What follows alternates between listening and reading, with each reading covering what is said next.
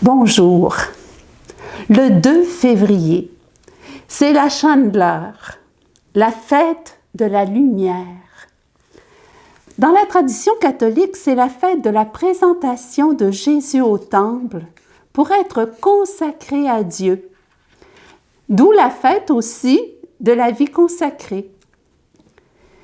Chez les Juifs, tout garçon premier-né, 40 jours après sa naissance, devait être présenté à Dieu pour lui être consacré.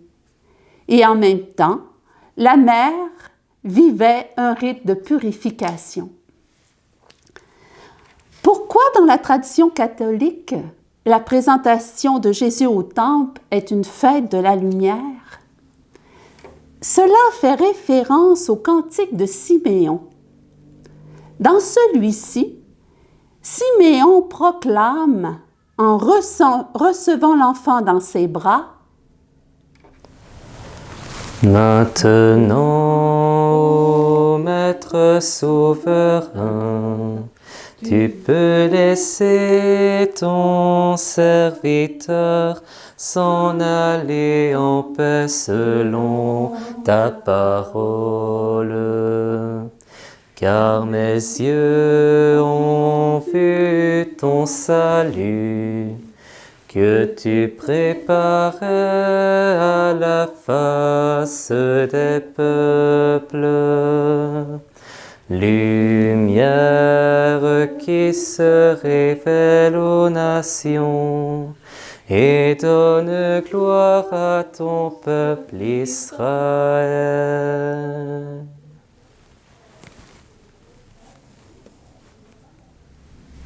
Siméon proclame que cette lumière qui se révèle, c'est Jésus, en qui le salut est donné aux hommes.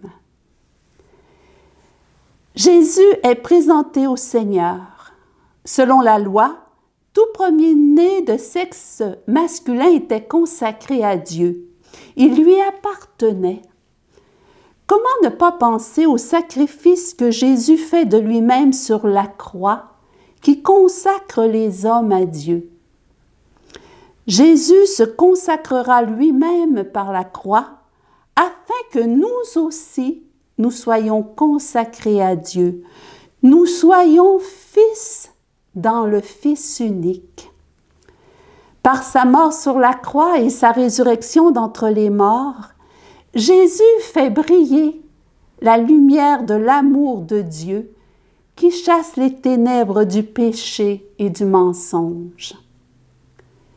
Mes yeux ont vu ton salut, lumière qui se révèle aux nations. Voir le salut de Dieu, c'est reconnaître dans notre vie que Dieu nous aime et est présent au milieu de nous. Si Siméon peut voir Dieu présent en toutes choses, en tout lieu et en tout temps, c'est parce qu'il est un homme juste et religieux, c'est-à-dire un homme de foi dont le cœur est tourné vers Dieu dans une recherche authentique de sa volonté, en écoutant et en mettant en pratique sa parole. Si Siméon peut voir Dieu présent dans sa vie, c'est parce qu'il attendait la consolation d'Israël, le Messie sauveur promis par Dieu. Son attente traduit son être tendu vers lui dans l'espérance. Si Siméon peut voir Dieu présent dans sa vie, c'est parce que l'Esprit Saint était sur lui et qu'il agissait sous l'action de l'Esprit et non sous l'action de ses sens, de ses émotions, de ses idées. Il agissait poussé par l'amour de Dieu et était docile à l'Esprit.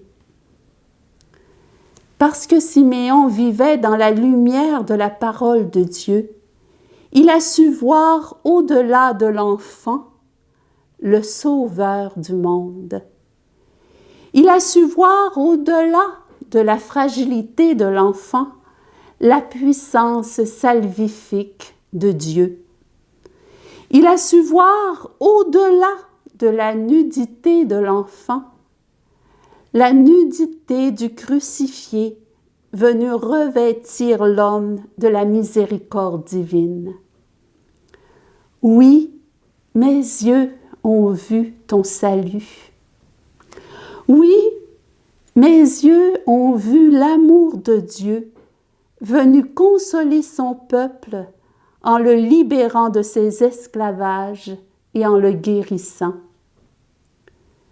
Jésus, par ses paroles et ses actes, est la lumière de notre vie. Il est notre consolation. Il est ce grand prêtre miséricordieux et digne de foi pour les relations avec Dieu, afin d'enlever les péchés du peuple. Et parce qu'il a souffert jusqu'au bout l'épreuve de sa passion, il est capable de porter secours à ceux qui subissent une épreuve, nous affirme l'Épître aux Hébreux. Il nous a arrachés aux ténèbres du péché et du mensonge pour nous placer dans son royaume de lumière et de vérité. Cette vérité qui rend libre. Une lumière pour nous que l'offrande de Jésus, cette offrande qui sauve. N'ayons pas peur de mettre tout et tous dans l'offrande eucharistique de Jésus, afin qu'il puisse actualiser son salut pour nous aujourd'hui.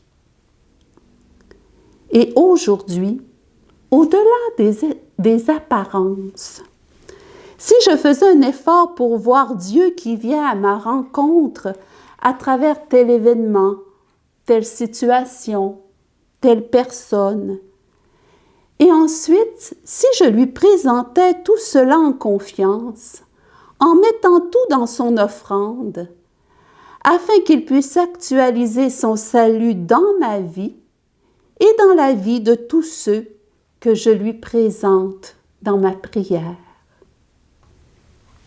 Au revoir et à la prochaine.